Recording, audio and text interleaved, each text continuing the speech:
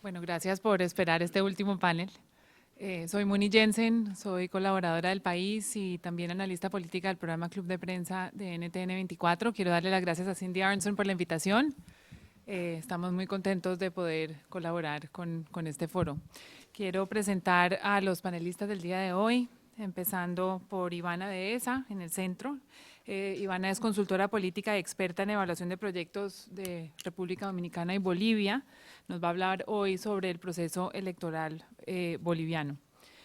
A mi lado está Luis Vicente León, venezolano y director de la firma encuestadora Data Analysis. Muchos de ustedes ya lo conocen, lo han leído y lo han seguido por Twitter. Y Juan Carlos Iragorri, director de Club de Prensa, periodista colombiano de radio, director de la maestría de periodismo de la Universidad del Rosario y autor de varios libros también. Y vamos a empezar justamente en orden cronológico con Iragorri sobre el proceso electoral de Colombia. La primera vuelta electoral fue el 25 de mayo de este año, la segunda en el 15 de junio. Como todos saben, fue reelegido el presidente Juan Manuel Santos en una de las elecciones más reñidas de la historia reciente de Colombia. Y quizás la pregunta general para Iragorri es, la revista The Economist y muchos otros medios han dicho que esta última elección fue un referendo sobre la paz. ¿Sigue siendo un referendo y se mantiene el apoyo al proceso de paz en Colombia? Yo creo que sí, pero antes, en primer lugar, gracias a todos ustedes por venir, a Cynthia Aronson por invitarme, a Ivana, a Luis Vicente y a Muni. Antes de contestar la pregunta, yo quiero pintarles un panorama general de cómo veo yo Colombia, que es un país interesante sin ninguna duda y que ha producido tanta noticia. Y les voy a describir la parte política y la parte económica muy brevemente, aunque yo sé que muchos de ustedes se saben todos estos datos. Colombia es un país de 47 millones de habitantes, que es una población similar a la de Argentina y a la de España. Son los tres países que tienen una población parecida en número. Es un país de 1.141.000 kilómetros cuadrados, es decir, tiene un área semejante a España y Francia unidas o a Texas y California combinadas. Tiene el conflicto más antiguo del hemisferio occidental. Es un conflicto esencialmente con las FARC, con el grupo guerrillero desde los años 60, que ha causado, según cálculos del gobierno, recientes del gobierno, cerca de 200.000 muertos.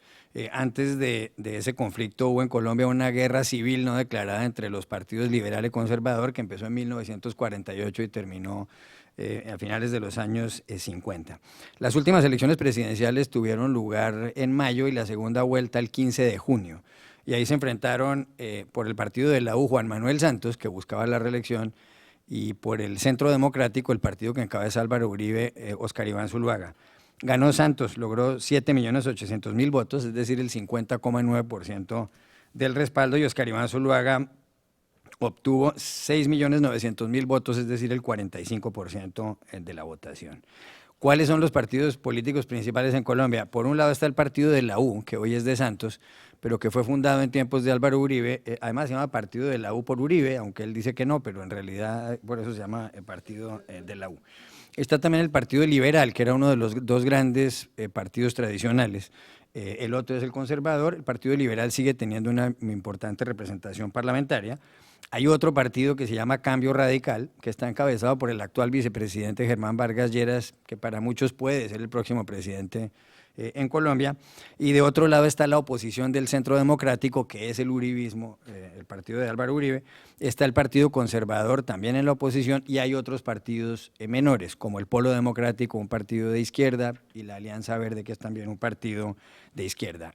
Santos gobierna sobre lo que se llama la Unidad Nacional, que está conformada esencialmente por el Partido de la U, el Partido Liberal y Cambio Radical. Eso por una parte. Las próximas elecciones presidenciales van a ser en el 2018 y los candidatos que en las encuestas aparentemente tienen mayor favorabilidad, pues son en primer lugar Germán Vargas Lleras, el vicepresidente, como digo yo, que ha sido ministro de Vivienda de Santos, ministro del Interior, y ahora lo encargaron de todas las grandes obras de infraestructura. Entonces Vargas Lleras no se mete mucho en problemas, pero él se la pasa entregando carreteras y haciendo obras públicas y aparentemente le está yendo muy bien.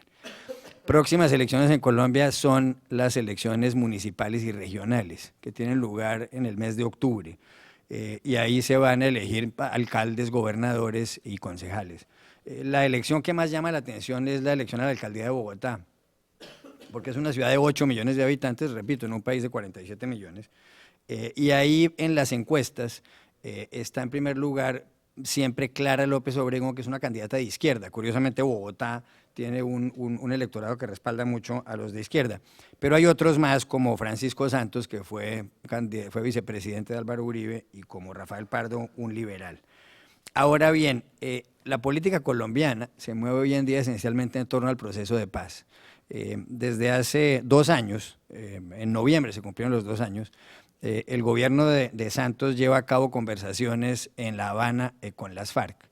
Esas conversaciones se basan en una agenda de 5 puntos, que son desarrollo agrario, narcotráfico, la participación en política de los señores de la guerrilla, lo que se llama la terminación del conflicto, es decir, si los señores de las FARC van a dejar las armas o no, y qué va a pasar con las víctimas. Me refiero a qué tipo de justicia transicional va a haber. Y aquí, y ya voy terminando, está el gran debate en Colombia, ¿no? La gente se pregunta, todo el mundo en Colombia, una mayoría de la gente quiere la paz. Le preguntan a la gente, ¿quiere la paz? El 60% de la gente contesta que sí. ¿Está dispuesto usted a pagar el precio para que haya paz? Es decir, a perdonarles, a reducir las penas a los señores de la guerrilla, etcétera, etcétera. Y ahí la mayor parte de la gente dice que no. Si la gente no está dispuesta a pagar el precio y la gente no quiere tragarse, como ha dicho Santos en una frase que usan mucho los colombianos, que la gente no quiere tragarse ese sapo porque es un sapo muy grande.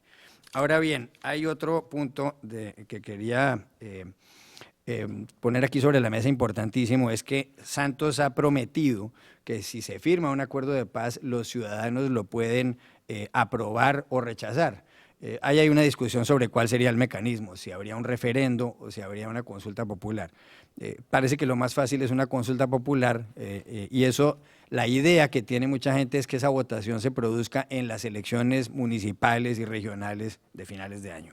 Para terminar, 2 o 3 datos de la economía colombiana, y es que Colombia, el costo de la paz, atención a este dato, el cálculo que se ha hecho de cuánto costaría resolver los conflictos de tierras que hay en Colombia, crear un registro catastral para los bienes que no lo tienen y demás, en los próximos 10 años sería de 35.000 millones de dólares, repito, 35.000 millones de dólares para los próximos 10 años. Dicen que es un cálculo muy conservador, lo hizo una senadora que se llama Claudia López, que además ha sido una académica muy seria. La economía colombiana creció el año pasado el 4,6%, se espera que para este año crezca un poco menos del 4%. La reducción de los precios del petróleo ha sido grave para Colombia porque el 20% de los ingresos fiscales provienen del petróleo y porque el 55% de las exportaciones colombianas son de petróleo. Y finalmente el desempleo el año pasado estuvo en el 9,1%, que es bastante bajo, y la reducción ha sido constante en los últimos más de 2 años, más de 30 meses incluso se ha ido reduciendo el desempleo. Para contestar la pregunta ahora sí, y en 20 segundos, sí, las elecciones pasadas fueron un referendo por la paz, en el sentido de que la gente votó por la manera como Juan Manuel Santos está llevando adelante el proceso y la gente no estuvo tan de acuerdo, aunque hubo una gran división de opiniones, como ustedes pueden ver, con los puntos de vista de Álvaro Uribe, que por otra parte llega mañana aquí a Washington y que además por Twitter, con sus 3,5 millones de seguidores, es el dolor de cabeza más grande que tiene Juan Manuel Santos. Y con esto termino. Pasamos a Bolivia, donde el 12 de octubre de este año, del 2014, se llevaron a cabo las elecciones presidenciales. Fue reelegido para un tercer mandato Evo Morales con una mayoría del 61% de los votos de los bolivianos.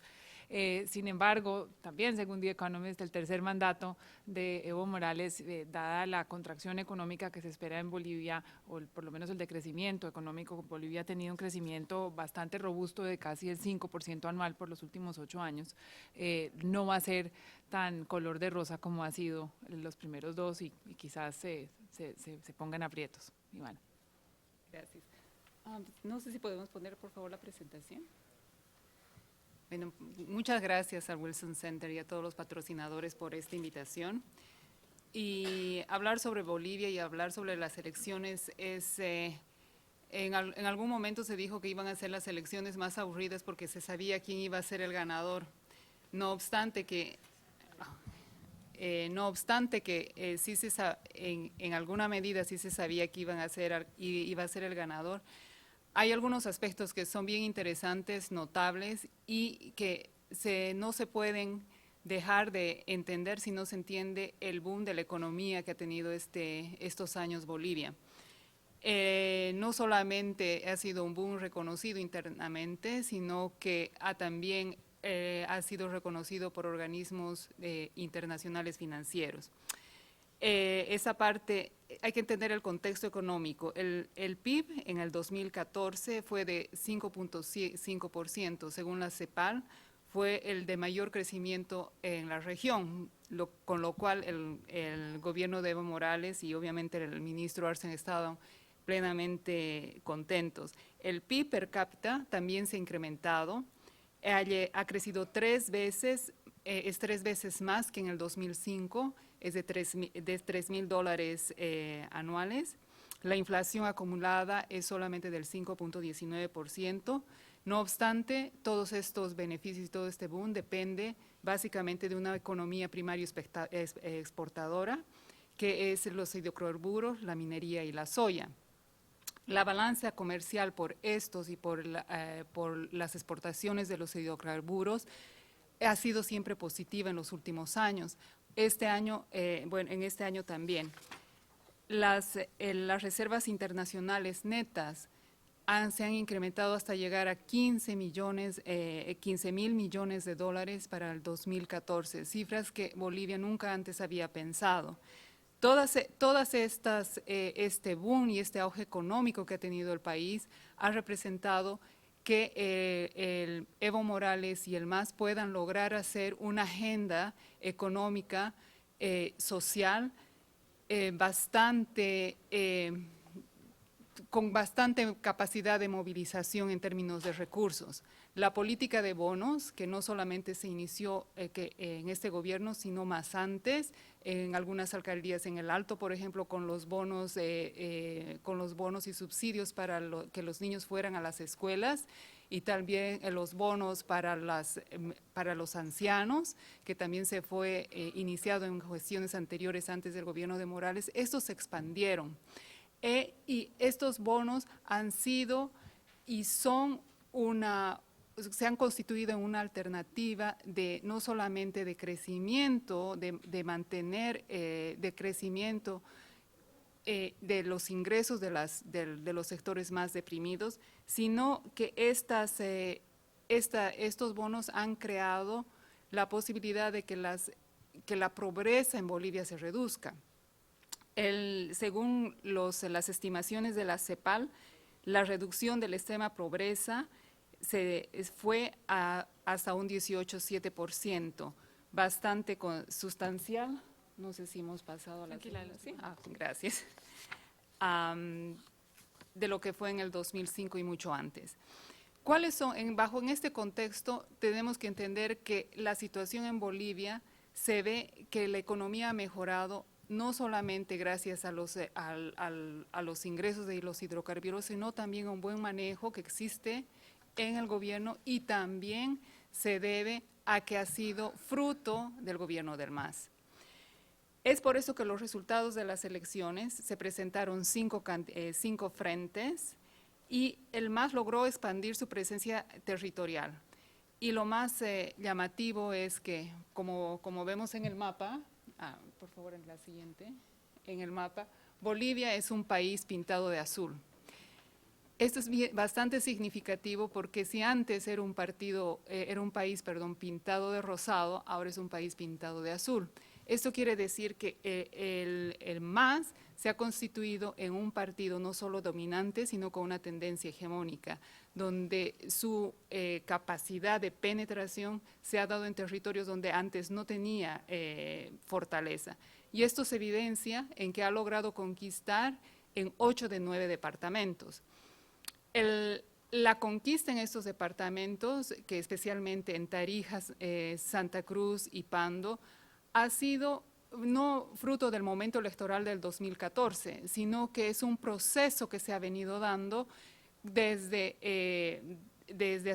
hace mucho tiempo, ya con la penetración de los movimientos y la conquista de los movimientos que quedaron sin líderes locales, como por ejemplo en Tarija y Pando, donde el MAS ha logrado penetrar y ha logrado de alguna manera capturar a esos sectores que estaban que habían quedado sin sus líderes. Y por otra parte, es importante ver que el MAS ha logrado también penetrar en algunos sectores donde antes era impenetrable, como en Santa Cruz.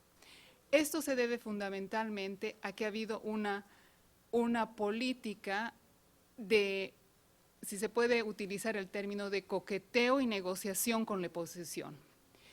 ¿Por qué de coqueteo y de negociación y concesiones también con la oposición?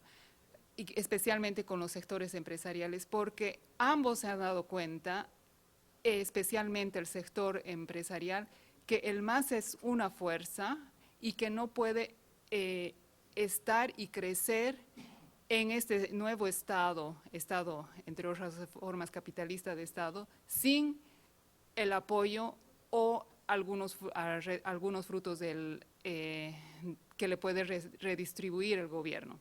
Y es por esto que desde mucho tiempo se han dado conversaciones con los sectores ministeriales y con las élites y con los sectores productivos, más que las élites, con los sectores productivos de Santa Cruz, y donde se han dado créditos hacia estos sectores y se ha logrado, no voy a utilizar el término cooptar, sino se ha logrado conceder por un lado, y por el otro lado los otros se han logrado acomodar a la situación.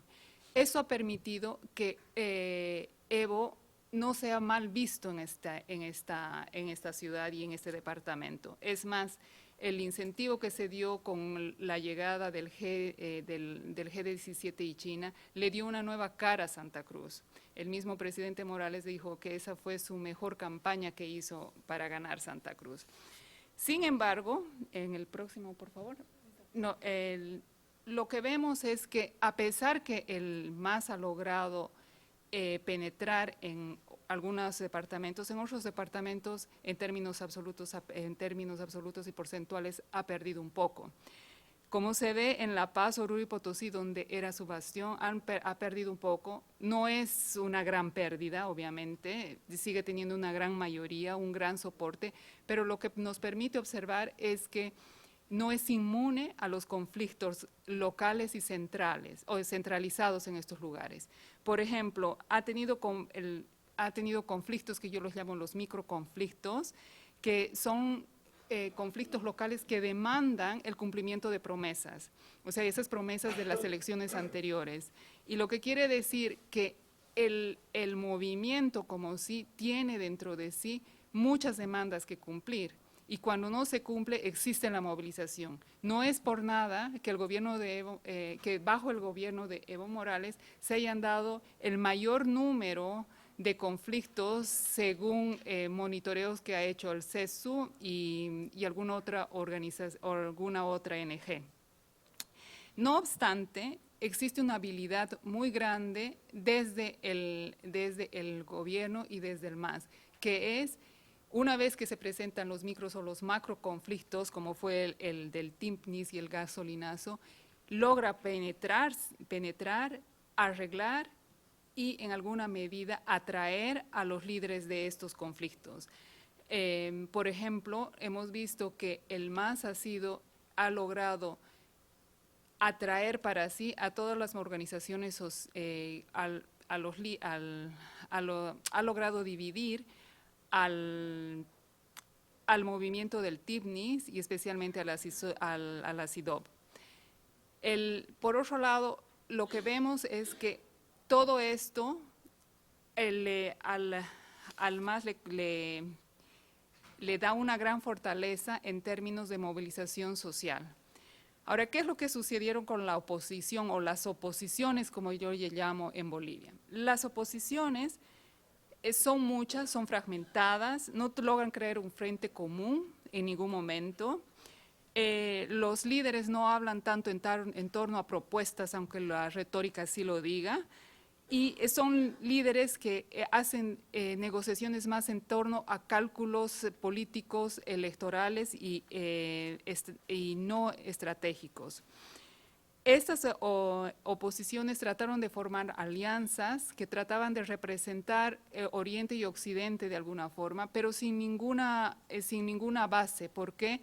Porque el electorado no masista y el electorado opositor al MAS es bastante, no es muy grande, puede llegar a alrededor de un 39-40%, como se ha visto en las cifras anteriores. Estos frentes, más que nada, no son partidos, aunque traten de llamarse, sino son frentes. Son frentes en función ni siquiera a líderes, sino a personalidades locales. Una vez realizadas las elecciones, en la conformación del Congreso, obviamente el MAS ha logrado los 2/3, con esto puede reformar la Constitución si lo deseara, y el presidente tiene el control absoluto. No obstante, no es una estructura sólida, porque tampoco es una estructura partidaria, sino es una estructura de organizaciones sindicales, lo que muestra que en Bolivia sí es una teoría, que la mantengo desde el 2007, es la conformación de un neocorporativismo de Estado, y más bien desde el Congreso, esto le puede traer problemas, en alguna medida, como vamos a ver más adelante, si las condiciones económicas no son buenas.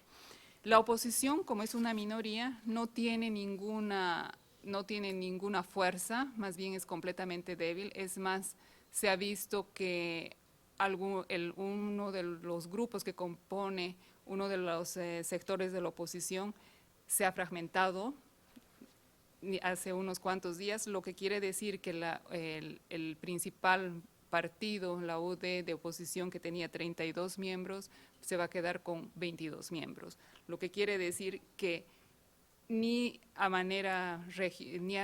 nivel departamental, ni en comisiones, la oposición o las oposiciones tienen alguna posibilidad de hacer algo. ¿Cuál es el panorama que tiene el gobierno? ¿Puede realizar su agenda electoral? La agenda electoral está basada básicamente en el programa de gobierno y la Agenda Patriótica 2025. Esta agenda es bastante ambiciosa, puesto que pretende erradicar la extrema pobreza, está en buenos pasos para por lo menos erradicar hasta el 2025. Pretende lograr la cobertura de servicios básicos, salud, educación, desarrollo científico, soberanía comunitaria, producción e industrialización, soberanía alimentaria, transparencia en la gestión pública, integración complementaria con soberanía y el reencuentro soberano con el mar. ¿Cuáles son sus desafíos para la implementación de esta agenda? El principal desafío son los precios internacionales de los hidrocarburos. No obstante, y a pesar que tiene un fuerte colchón el gobierno para resistir estos golpes o estos shocks, el gobierno está actualmente ya empezando a buscar alternativas.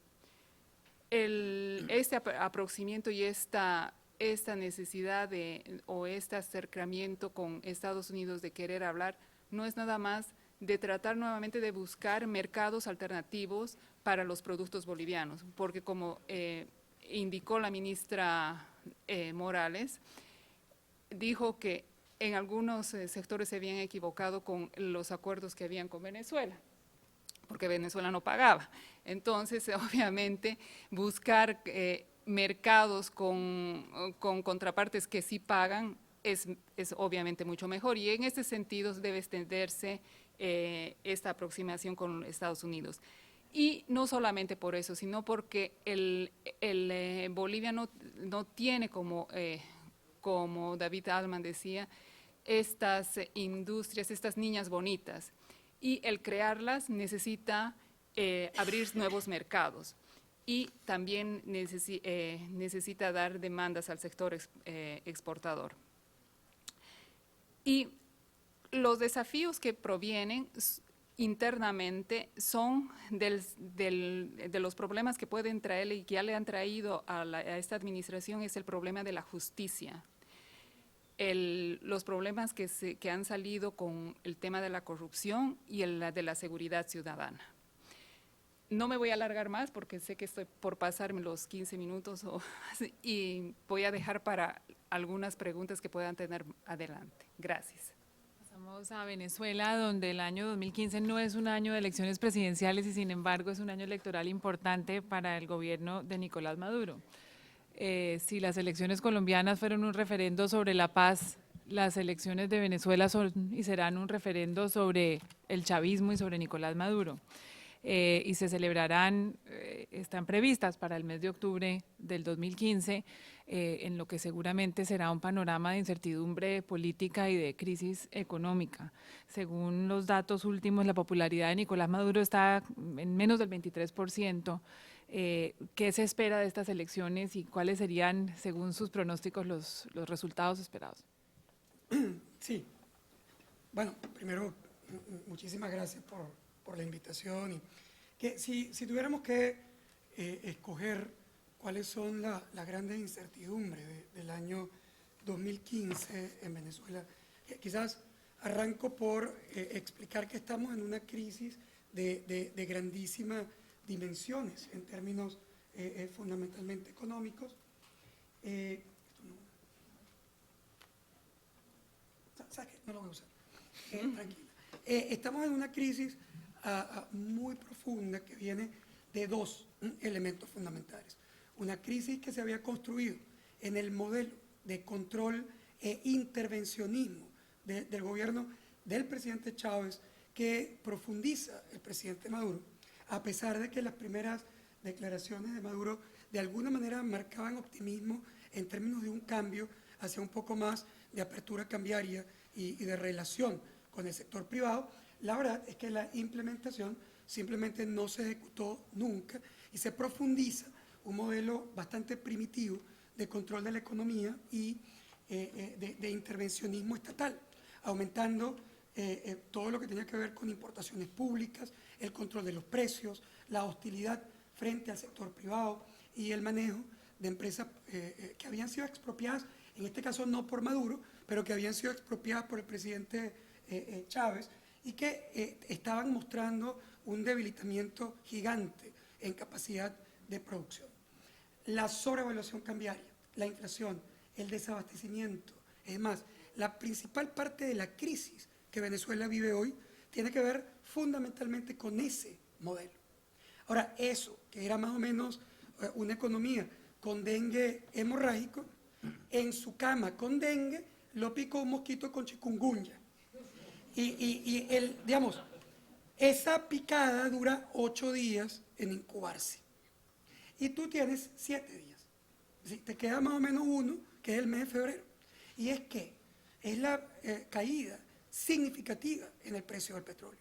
Y no estamos hablando de una caída secundaria, estamos hablando de que se estima que este año, si el precio promedio del petróleo se ubica alrededor de $46 por barril, cesta venezolana, Venezuela pierde la mitad de sus ingresos en comparación al año 2014, una pérdida de cerca de $30.000 millones. Entonces, una economía que ya venía con una crisis severa, se enfrenta ahora a una caída en la mitad de sus ingresos. Bueno, obviamente, es una situación dramática desde el punto de vista económico.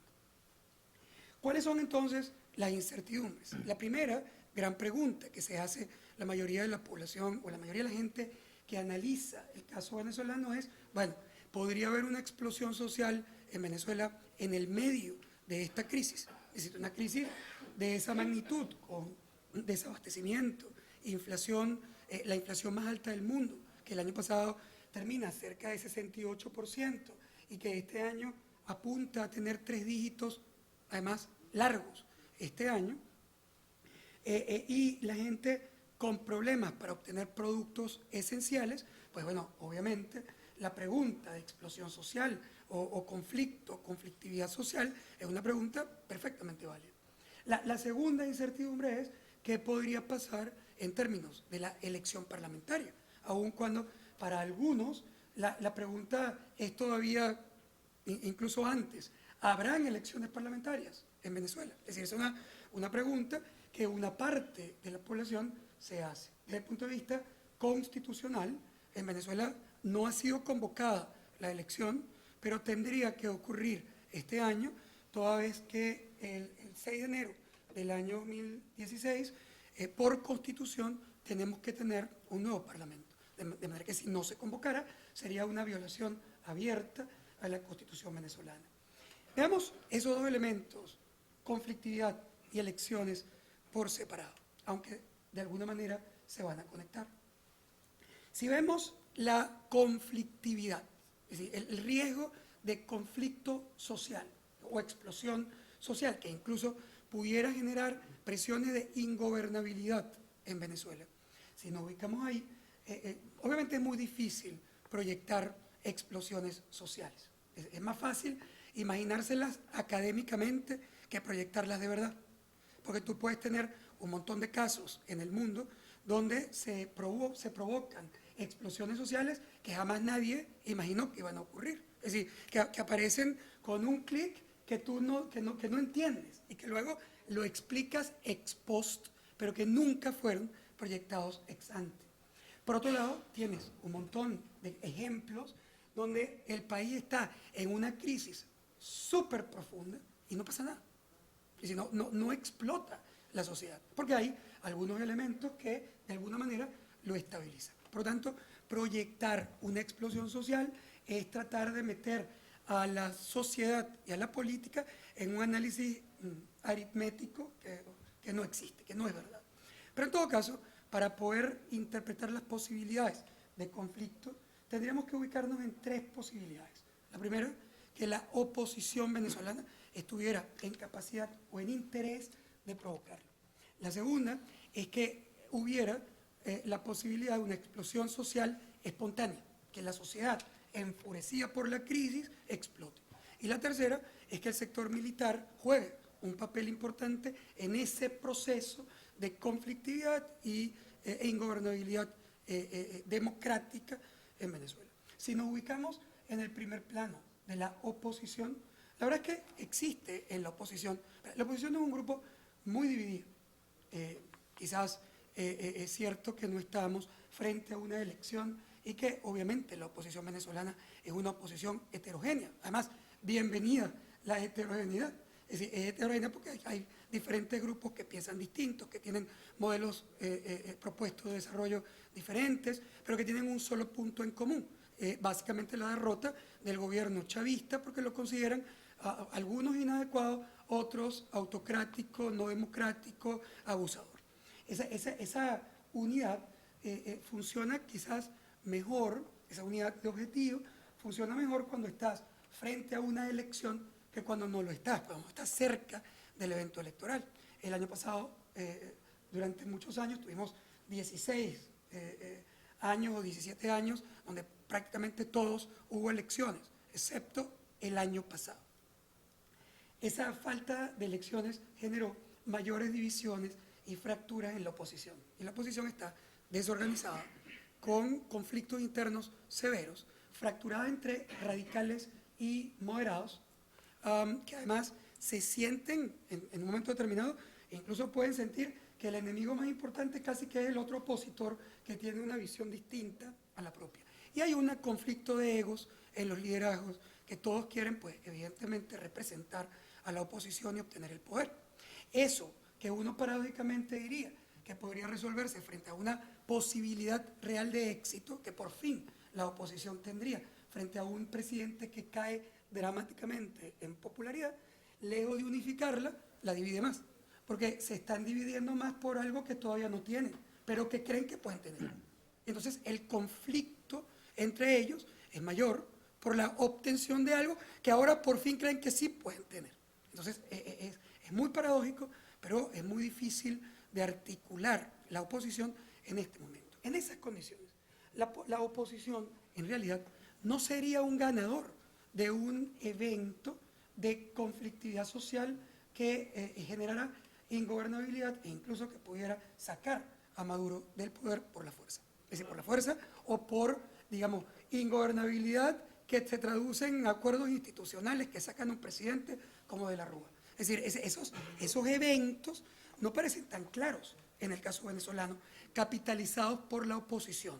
¿Por qué? Bueno, porque esos eventos serían, primero, aun cuando estuvieran provocados por alguien en la oposición, terminarían siendo anárquicos, porque la oposición no tiene ni la organización, ni el liderazgo, ni la fuerza, ni las armas para canalizar esa energía.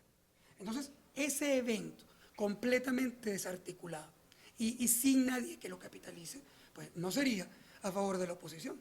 Los dos actores, las dos combinaciones de actores que podrían sacar, no sé si ventaja o en todo caso ganar la pelea, sería una combinación militar con Maduro, que además es lo que suele ocurrir en estos eventos, cuando alguien intenta desestabilizar un gobierno que está en poder, que tiene plata, que tiene instituciones, o la segunda combinación, que sería una combinación militar con alguien distinto también a Maduro, si el sector militar pensara que es imposible sostener a Maduro, pero que tampoco sería de la oposición, con quien el sector militar no tiene ningún vínculo y tampoco ninguna confianza. Por lo tanto, la búsqueda siempre pasaría por un sector militar que sería el único que tiene capacidad organizativa y de fuerza para poder controlar un evento de esas características en Venezuela. Entonces, no parece que la oposición, a pesar de que hay algunos líderes muy radicales en la oposición que podrían cometer ese error de intentar reeditar eventos de radicalización, lo más probable es que esos líderes tampoco sean líderes muy fuertes en Venezuela, desde el punto de vista popular. Algunos de ellos tienen muchos más amigos en Washington que votos en Caracas. Pero en todo caso, ese proceso no parece que vaya a venir del lado opositor. Si vamos al tema espontáneo, de conflicto o conflictividad espontánea, que bueno, obviamente luego algún opositor podría tratar de montarse en esa tabla de surf, pero que venga básicamente un evento de explosión social por la crisis. Aquí el tema puede ocurrir, la explosión social no la puedo ni multiplicar por cero como escenario, ni proyectar, y obviamente en una crisis los riesgos aumentan, es un tema natural. Lo que sí es verdad es que la percepción de conflictividad social que tiene el resto del mundo sobre Venezuela no se compadece con lo que tú ves adentro. Es decir, hay un divorcio entre esa percepción que hay en el mundo de que Venezuela está a punto de explotar. De nuevo, a lo mejor explota mañana, pero el mundo percibe que Venezuela está a punto de explotar y yo no, pero no solamente yo, que sería solo un puntico y podría estar recontra equivocado. Si tú conversas con la mayoría de los líderes opositores relativamente racionales, vas a conseguir que ellos tampoco. Es decir, no estamos viendo ese evento tan cerca. ¿Por qué? Primero, si tú ves un pantallazo en un canal de televisión y ves las colas gigantes de gente por comprar mercancías y los datos de escasez en retail, tú podrías decir, esta gente va a explotar en breve. Porque no tienen comida. O sea, si es verdad que el 95% de los anaqueles no tienen leche, o 90% no tienen aceite, o 85% no tienen harina de maíz precocida, además, un dato mío, de data análisis, bueno, obviamente hay una crisis horrible y la gente podría explotar. Y si ves las colas gigantes en los establecimientos, bueno, se ratifica que en cualquier momento explota.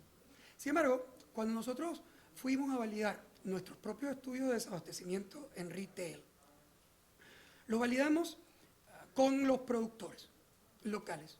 Había algo que no cuadraba. Nosotros no conseguíamos la harina de maíz precocido o el aceite en el establecimiento, pero el productor te garantizaba que había producido en su planta cantidades suficientes para abastecer más del 70% de la demanda total. Uno solo de ellos podía abastecer el 70%, porque era el líder de ese mercado. Decía, ¿dónde está mi producto? Porque yo lo saqué. Es decir, yo lo produje y lo mandé. ¿Dónde está si tú no lo consigues? El gobierno partía de la premisa de que estaba en Colombia saliendo en contrabando de extracción. Y bueno, era una distorsión previsible. O sea, si tú estás vendiendo productos en precios regulados, muy barato, con un tipo de cambio además también artificial, era normal que alguien sacara los productos a Colombia, los vendiera, o sea, comprándolo barato en bolívares, lo vendiera caro en pesos colombianos. Era espectacular la tesis. Y ocurrió, en efecto, en algunos años, un fuerte contrabando de extracción, no equivalente en valor al de la gasolina, pero también importante. Pero, por cierto, no, eso no es, como plantea el gobierno del presidente Maduro, una guerra económica o un comando antirrevolucionario organizado por el presidente Uribe. Son unas señoras en Cúcuta que compran la leche a una 10ª parte de lo que cuesta en un éxito. Es decir, y tiene todo el sentido del mundo que lo hagan si se puede pasar la mercancía en frontera. Pero no encontramos la mercancía ahí tampoco. Estudiamos Cúcuta, estudiamos la frontera del Zulia y vimos más bien una caída significativa del contrabando de extracción. Entonces, ¿dónde está la mercancía? Bueno, la conseguimos en hogar. Está en el hogar. Ese es aquel que tiene 95%, 90 o 85% de escasez en esos productos que mencioné. Sin embargo, cuando ibas al hogar y le preguntabas, hey, ¿tú tienes harina de maíz precocido en tu alacena? Sí. ¿Tienes aceite? Sí. ¿Tienes azúcar? Sí. ¿Cuántos? 80 a 85% de los hogares. Es decir, la escasez en hogar es 15 a 20%, mientras que la escasez en retail promedio es más de 60%. ¿Cómo llegaba ese producto a la casa? El producto llega a la casa, primero, o compran haciendo tours por diferentes establecimientos mientras van consiguiendo los productos. Segundo, hacen en los estratos más bajos colas de 4 horas para comprar el producto originalmente en los canales del Estado. Y tercero, en el mercado informal, es decir, compran en los buhoneros, llamamos nosotros, a los vendedores ambulantes que de dónde sacaron la mercancía, hicieron las 4 o 5 horas de cola, ¿sí? Y le venden a la clase media y a la clase alta los productos entre 5 y 10 veces más caros. Entonces, no es que los venezolanos se están muriendo de hambre, eso no existe. Lo que está pasando es que hay un cambio en la estructura de distribución completamente primitiva, pero hay un tema muy interesante. 65% de la gente en la cola, esa que vemos en la pantalla, es un revendedor.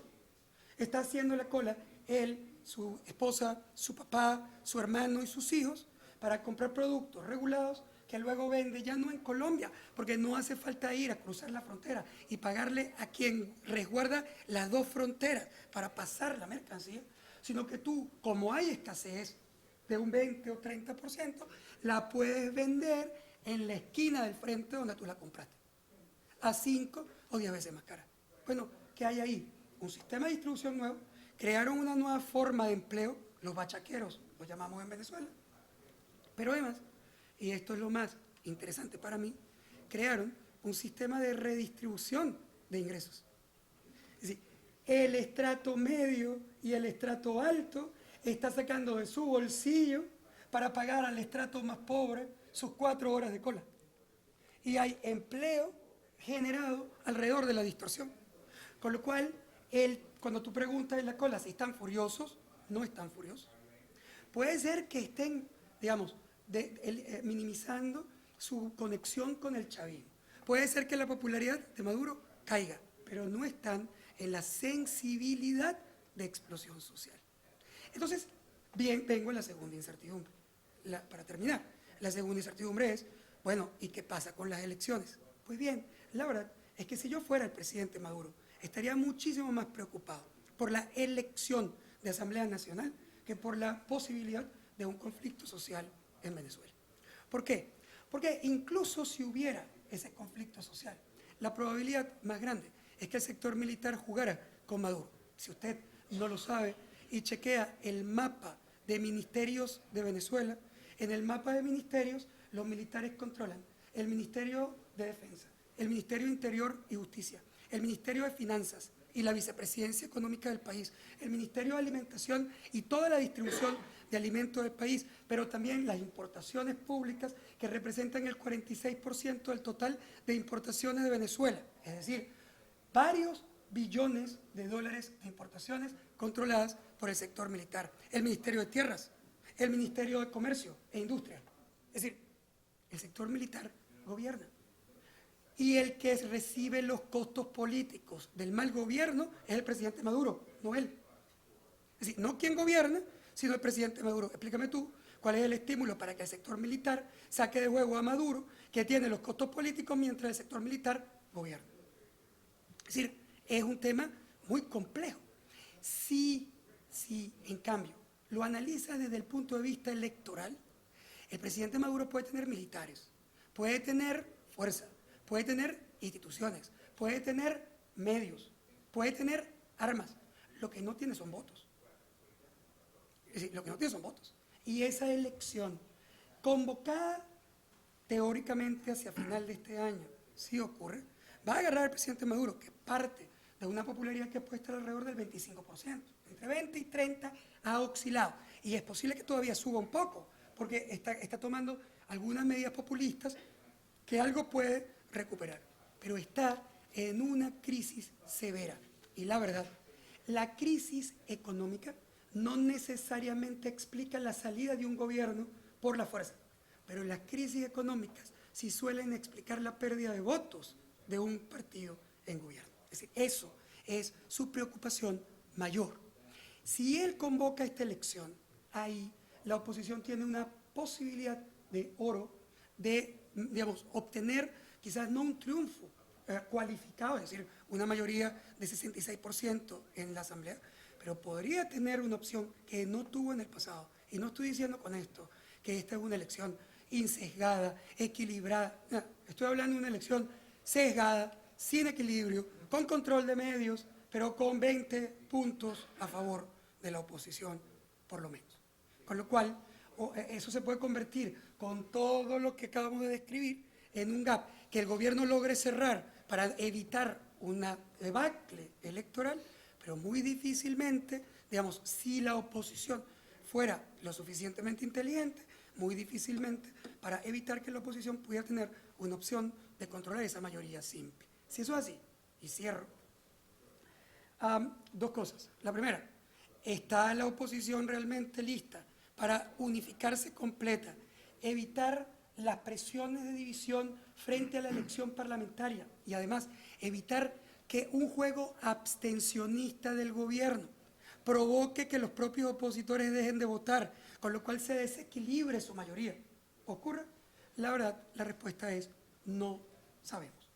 Es decir, hay que esperar cómo se va a desenvolver la negociación dentro de la oposición y cómo va a jugar el gobierno, porque en teoría de juegos, la estrategia ganadora del gobierno es dividir a la oposición, como sea, incluso poniendo recursos, mucha plata, para que algunos actores de la oposición puedan fracturar a la oposición en este juego. Y lo segundo, le conviene sin duda que la oposición crea que es imposible ganar electoralmente al gobierno en Venezuela. Mientras más claro esté que el gobierno no va a dejar que eso ocurra, más abstención opositora habrá y menos probabilidad de triunfo opositor podrías tener en ese evento electoral. Si la oposición, en cambio, pudiera ganar una mayoría simple, el juego electoral venezolano, el juego político venezolano, va a cambiar dramáticamente. Porque el 2016, yo no sé si Maduro va a estar o no va a estar, y en mi opinión, mejor que esté, porque al final de cuentas cualquier salida que no sea democrática será inestable y va a durar muy poquito. Es decir, pero lo que sí estoy seguro es que vamos a ver una gran conflictividad institucional, porque una Asamblea Nacional que hace apenas un par de años no tenía la fuerza para poder controlar el gobierno, ni si no tenía mayoría calificada, no podían nombrar el Consejo Nacional Electoral, no podían nombrar el Tribunal Supremo de Justicia, no podían nombrar el fiscal, ni el contralor, ni, digamos, autoridades relevantes.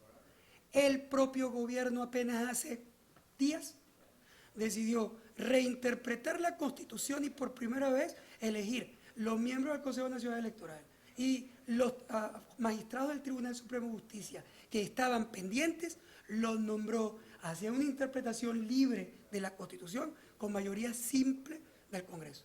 Si la oposición obtiene mayoría simple del Congreso, vamos a tener conflictos institucionales, porque la oposición intentará con la misma estrategia renombrar magistrados, cambiar instituciones y retar decisiones que el gobierno intente validar a través de su control institucional. Gracias. Tengo una pregunta para Juan Carlos. Justamente en los últimos días, Colombia revisó hacia abajo las perspectivas de crecimiento del PIB del año 2015 y en este momento están por debajo del 4% cuando empezaron el año con una proyección del 4.5%, 4,5%. Usted ha delineado los costos del proceso de paz y de lo que sería el eventual posconflicto. ¿Con qué va a pagar el gobierno si no tiene, si los precios del petróleo han caído un 60% desde el mes de junio, donde no se espera que se recuperen y donde la economía colombiana muy seguramente va a continuar en un esquema decreciente? Con la plata de los ciudadanos. Y voy a contestar muy corto porque creo que ustedes tendrán muchas preguntas, pero no, lo que ha hecho el gobierno es presentar al Congreso de la República una reforma tributaria. Hay un hueco, yo no puedo calcular la diferencia entre pesos y dólares, un dólar son 2.000 pesos, pero lo que piensa recaudar el gobierno al año son 17 billones de pesos.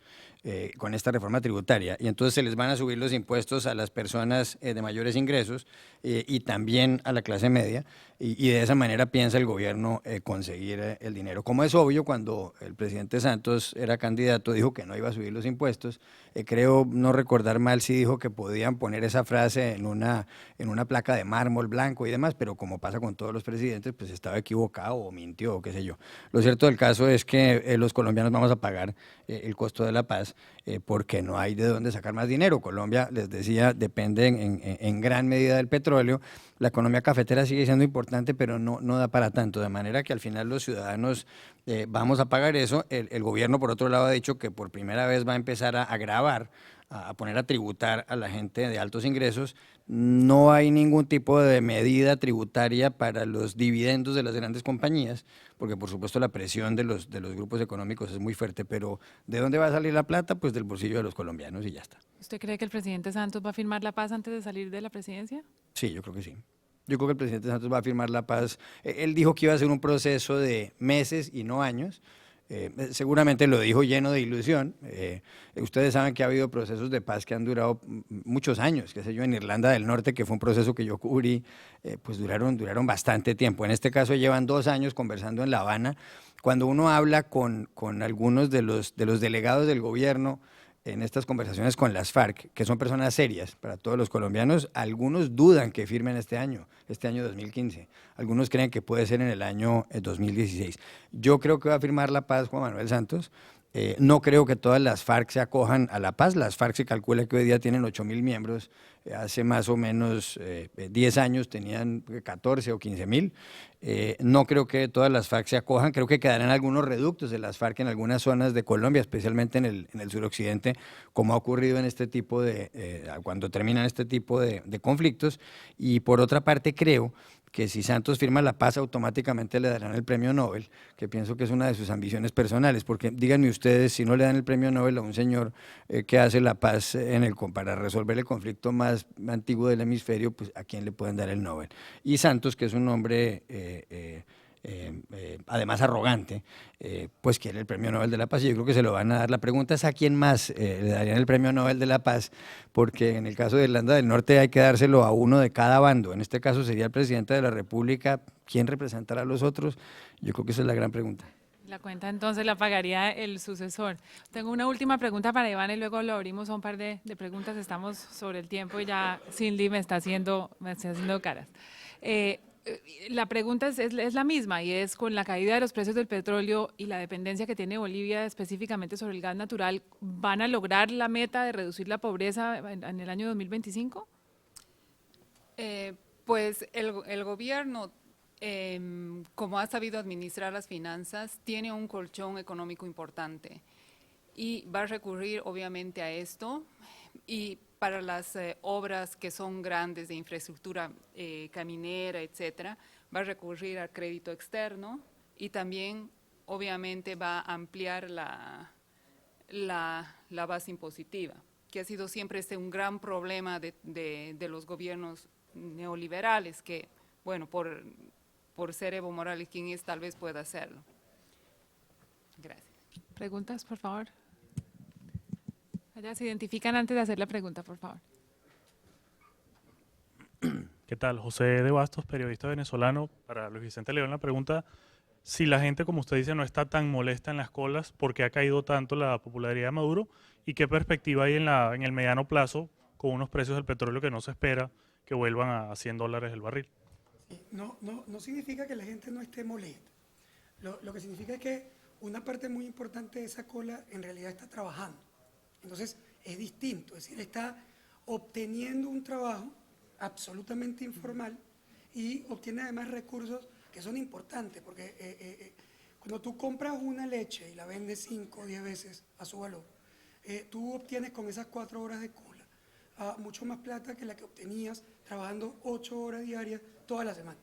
Entonces, ahí hay una compensación extrañísima que además ni siquiera paga el gobierno, sino que paga de nuevo el estrato medio y alto de la población. Ahora, cuando tú te vas de ahí y le preguntas a la gente cómo está el país, la gente dice que el país está en crisis. ¿Está el gobierno del presidente Maduro resolviendo el problema del país? No. ¿Hay que cambiar el modelo económico de Venezuela? 80% de la población dice que hay que cambiar el modelo del país. Claro, cuando tú les preguntas cuál es el modelo, no tienen ni la más remota idea de cuál es el modelo. Es decir, ellos lo único que te dicen es, yo no sé, pero lo que está haciendo no está funcionando, entonces que lo cambie. Es decir, hay una caída de popularidad electoralmente hablando desde el punto de vista muy importante. Ahora, de ahí, brincar a que la sociedad está en ebullición, lista para un conflicto, es donde yo no estoy tan seguro que eso realmente esté así. ¿Cuándo podría estarlo?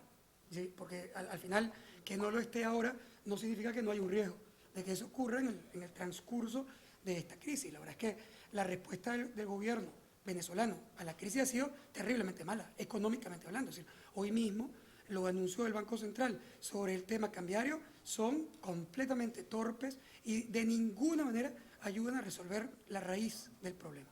Ahora, ¿qué pasa si empieza a caer realmente la producción y las importaciones? Y ahora el desabastecimiento no lo conseguimos solo en Anaquel, sino que también lo va a tener la gente. ¿Sí? No importa que hayan bachaqueros, mercado negro, si dejas de tener divisas, no hay importaciones eficientes, se concentran las importaciones en el sector público. Para darte un dato relevante, $1 millón entregados a Empresas Polar, que es la empresa más grande de Venezuela, para producir alimentos. Produce 4 veces más volumen de alimento que lo que importa el Ministerio de Alimentación con $1 millón. O sea, si tú estás incrementando las importaciones públicas, la ineficiencia y la corrupción se comen la capacidad de abastecimiento. Y si eso ocurre, entonces se van a poner bravos los consumidores que no tienen el producto y los revendedores que no tienen nada que comprar. Y entonces ahí el proceso se colapsa y obviamente tienes un riesgo concreto de explosión. Lo que pasa es que, de nuevo, ¿cuándo va a ocurrir eso?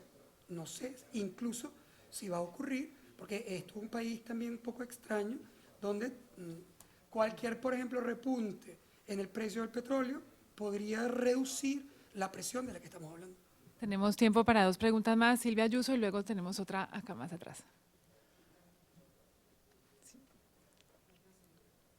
Silvia Ayuso, del País. Es una pregunta que podría haber hecho a cualquiera de los paneles que hemos hablado hoy en día, como son el último, pues se la hago a ustedes.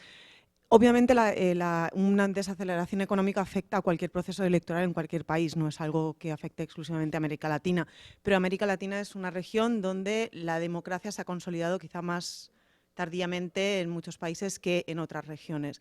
Mi pregunta es, ¿esta nueva desaceleración que está sufriendo toda la región después de unos años de bonanza económica, y cuando hay bonanza económica es más fácil hacer política, ¿tienen alguna inquietud de que pueda afectar de alguna manera a la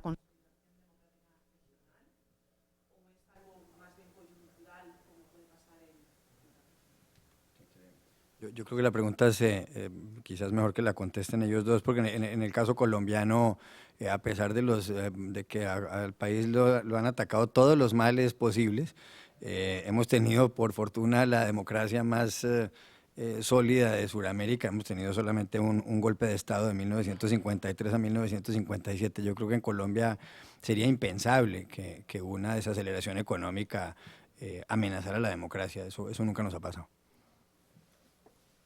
No, Sí, pero yo creo que justamente ellos sí pues deberían. como dije hace un momento, ¿no? El tema de la desaceleración económica puede reducir los ingresos y, en cierta medida afectar los procesos de distribución, pero el tema sobre la democracia no creo, hay un consenso dentro de América Latina y dentro de los ciudadanos que la democracia es un valor. Puede ser que no estén de acuerdo de cómo se maneja el gobierno, que no estén de acuerdo con el gobierno, con los problemas de corrupción, pero la democracia en sí es apoyada, como han mostrado varios surveys, ¿no? Bueno, yo creo que obviamente el caso de Venezuela es un caso completamente distinto. Es decir, así como he dicho que yo no estoy viendo ese nivel de riesgo de explosión social al frente, lo que sí está claro es que la crisis de, digamos, alargarse y profundizarse y manejarse muy mal, y la están manejando muy mal, obviamente introduce algunos elementos de riesgo sobre el sostenimiento democrático en Venezuela.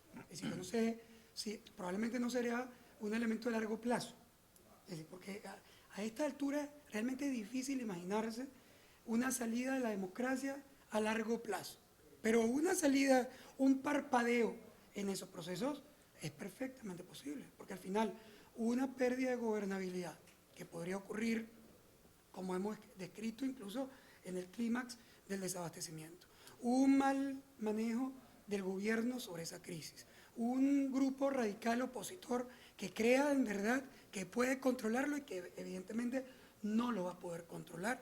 Eso podría terminar básicamente en manos del sector militar, que sería el único que eventualmente podría rescatar ciertos equilibrios en el gobierno. Y si además sienten que no lo pueden hacer manteniendo a Maduro, pues tendría que buscar un actor distinto.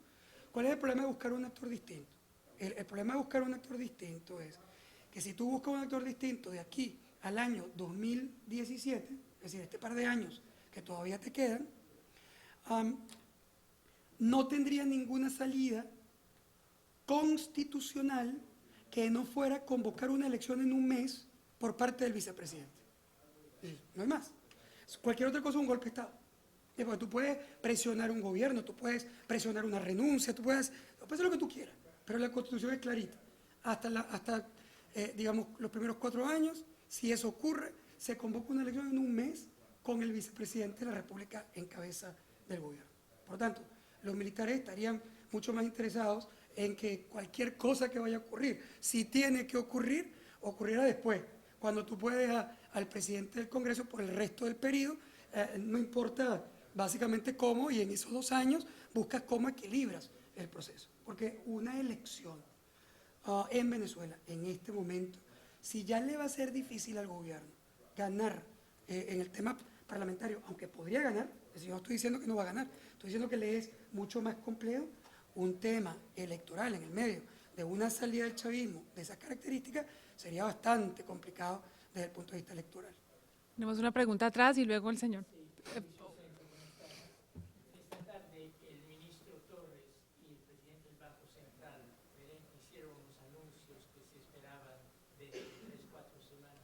¿Podrías comentar sobre esos anuncios? Sí, realmente solamente anunciaron cómo se iba a implementar el nuevo sistema cambiario de Venezuela. La verdad, el nuevo sistema cambiario tiene tres cosas. Va a ser un sistema múltiple con tres tipos de cambio.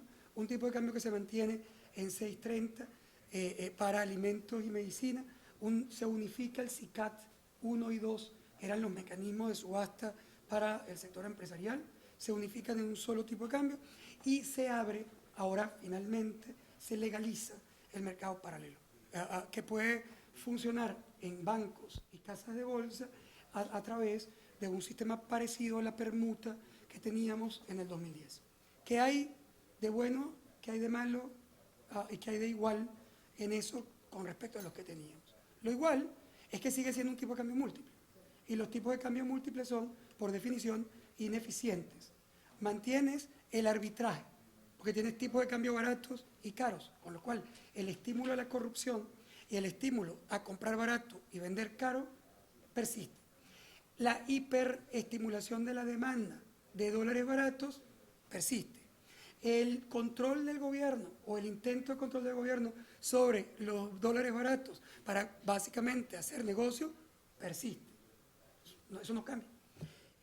La unificación de SICAT 2, que era una estupenda posibilidad para devaluar el tipo de cambio en un país donde se requiere devaluar, resulta que el gobierno decide unificar los dos SICAT, pero arrancar en el tipo de cambio más barato, es decir, en el límite inferior, con lo cual no devaluó, revaluó. Un país con monedas totalmente sobrevaluadas acaba de revaluar en SICAT, lo cual es un absurdo total. Quizás la única noticia positiva ahí es la apertura del mercado paralelo, que eventualmente da un oxígeno, una válvula de escape a los sectores productivos privados, pero ahí tenemos que ver cómo va a funcionar, porque ahorita en teoría suena que va a funcionar, pero luego hemos visto que el gobierno a veces hace anuncios de ese tipo y luego lo interviene o establece restricciones. Cualquier restricción que establezca, si yo no puedo comprar los dólares que yo quiera, inmediatamente surge un cuarto mercado negro y eso va a fijar los precios internos en Venezuela. Una última pregunta acá y cerramos con Cintia. De España ante la OEA. No sé si me paso haciendo dos preguntas rápido, pero las respuestas pueden ser muy breves. La primera, Juan Carlos Iragorri, y a quien aprovechamos para dar nuestra más cordial, ya se lo hemos dicho en privado, pero ahora en público, enhorabuena por el premio Rey de España de Periodismo, ¿no? Muy merecido, por cierto. La pregunta es, en la ecuación que antes ha descrito, ¿dónde se sitúa el precio de la guerra o los dividendos de la paz, ¿no? Ahora, y luego la otra pregunta sería a Luis Vicente León, viniendo de Data Analysis, ¿no? He echado un poco de menos y viendo las tendencias que hay en Venezuela de toda índole que pueden influir en las elecciones de fin de año, he echado en falta alguna proyección, ¿no? Con los datos que manejan y con las tendencias que se manejan, ¿no? Pero esto lo he echado de menos, o sea que no cuenta como pregunta. Mi pregunta sería, pero puede decir algo al respecto. Mi pregunta sería, ¿qué consejo le daría al gobierno para ganar las elecciones y qué consejo le daría a la oposición para ganar las elecciones? Gracias. Bueno, esa pregunta última está fácil, por eso voy a contestar la mía primero, pero el asunto es que quisiera que usted me aclarara el punto cuando usted dice dónde se sitúan los dividendos de la paz y a dónde hay que gastar para que, digamos, de esos 35.000 millones de dólares que cuesta la paz, la pregunta es ¿a dónde van a ir a parar, esencialmente?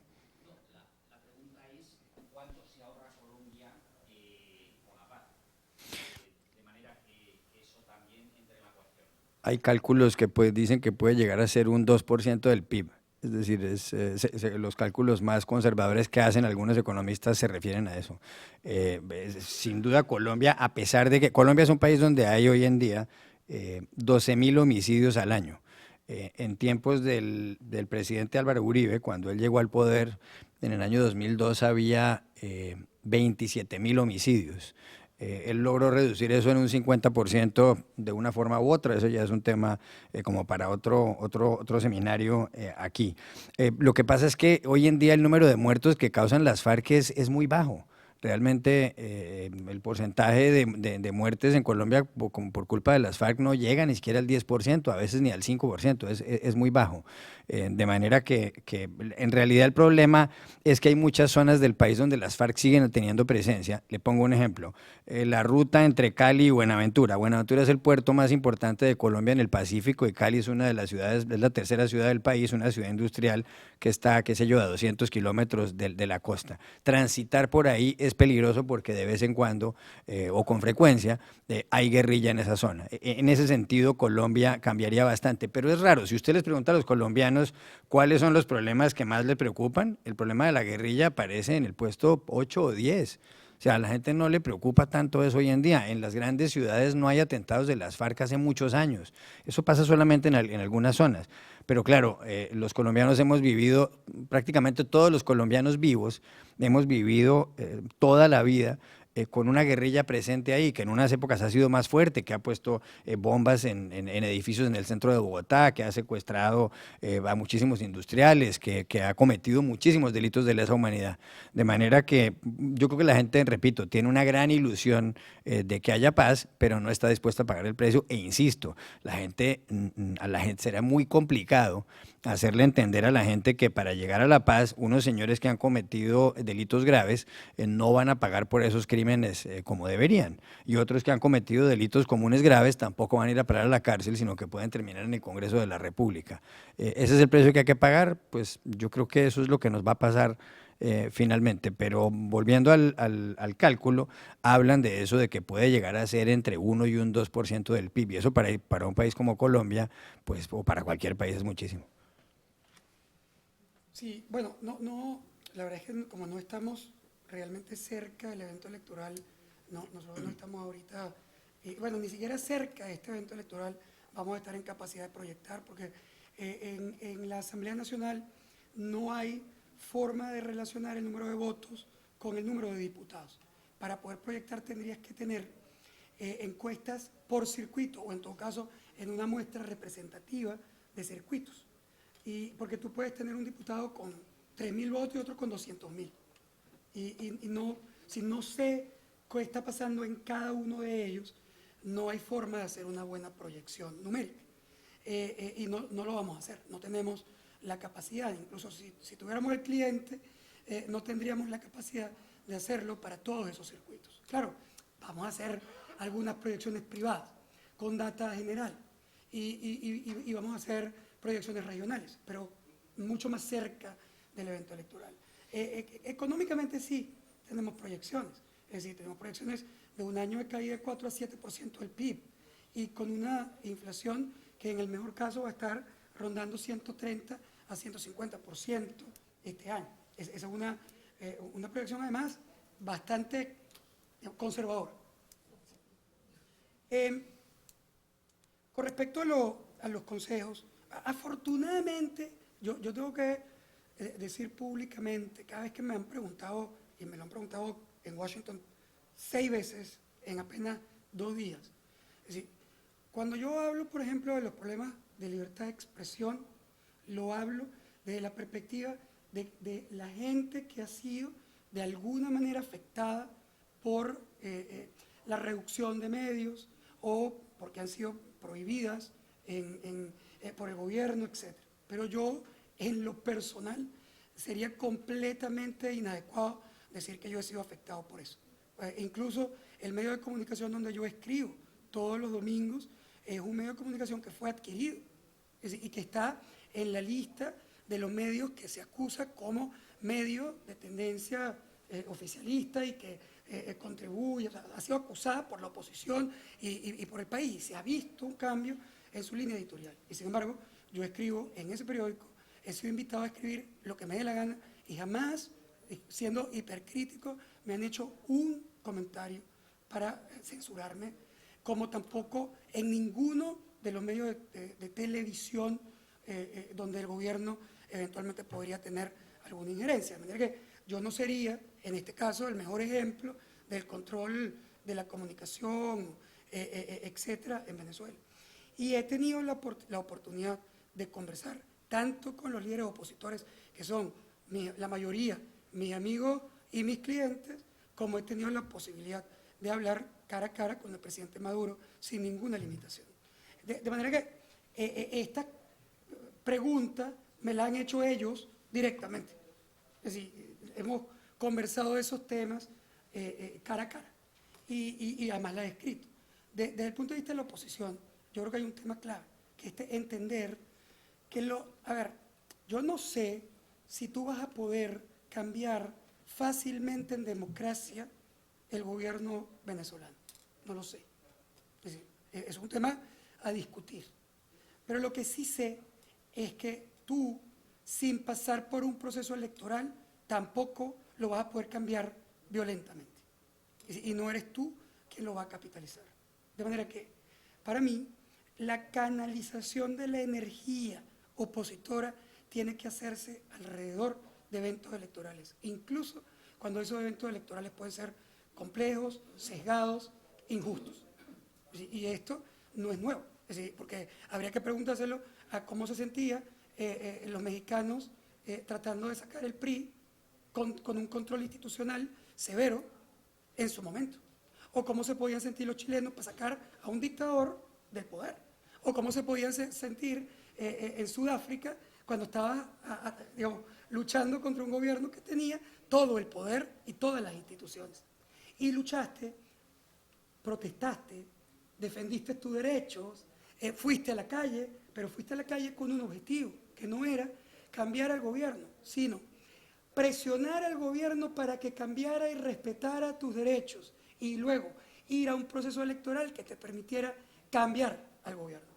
Si tú rompes ese esquema y pretendes protestar para cambiar al gobierno sin pasar ni por presionarlo para que cambie, ni por un proceso electoral, lo más probable es que no va a lograr ninguno de los dos, como ya lo vimos a principios del año pasado. Entonces, ¿para dónde iría yo con la oposición?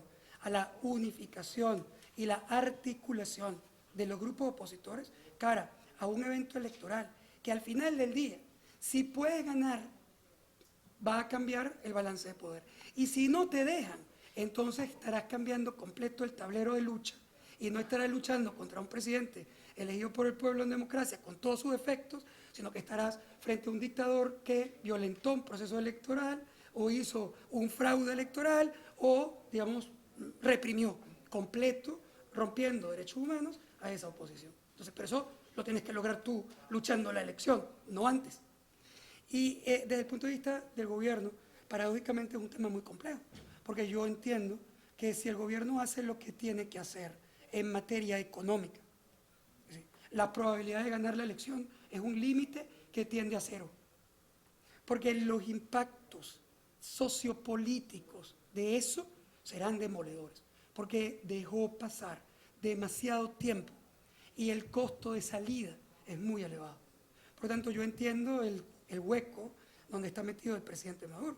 Es decir, porque hacer lo que tiene que hacer con una popularidad restringida significaría, sin duda, perder la elección. Y está buscando algunos mecanismos, digamos, que incluso implican radicalización, porque cree que eso es mejor que hacer lo correcto. Mi guess, proyectando para tu curiosidad, mi guess es que en ninguno de los dos casos le puede ir bien. Muchísimas gracias, Luis Vicente León, Ivana Dehesa y Juan Carlos Iragorri. Y a ustedes por acompañarnos. Los dejo con Cindy Aronson para una corta despedida. ¿Está bien? Entonces, muchas gracias por estar aquí. Hasta luego.